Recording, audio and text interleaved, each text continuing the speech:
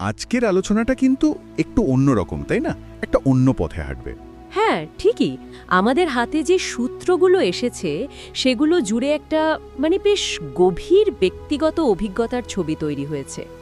এক ভদ্রলোকের বহু বছর পর নিজের গ্রামে আটকুনে ফিরে যাওয়ার গল্প। কিন্তু এই ফেরাটা ঠিক নিজের ইচ্ছায় নয়, তাই তো? না না, একদমই না।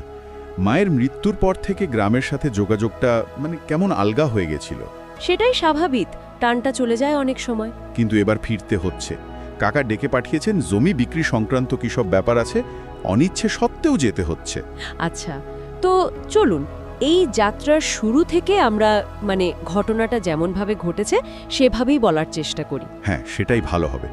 যাত্রা শুরু কলকাতা থেকে, কিন্তু গোলমালটা হলো মাঝপথে।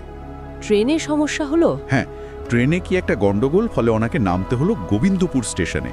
আর নামতে নামতে প্রায় সন্ধে। ও, তাহলে তো আটকুনে পৌঁছতে বেশ রাত হয়ে যাবে। তা তো বটেই। স্টেশন থেকে আটকুনের দূরত্ব এমন কিছু বেশি নয়, ঘণ্টাখানেক হাঁটা পথ। ভ্যান পাওয়া যেত হয়তো। কিন্তু উনি ভ্যান নিলেন না। না, উনি ঠিক করলেন হেঁটেই যাবেন, পরিচিত রাস্তা। যদিও বহু বছর হাঁটেননি।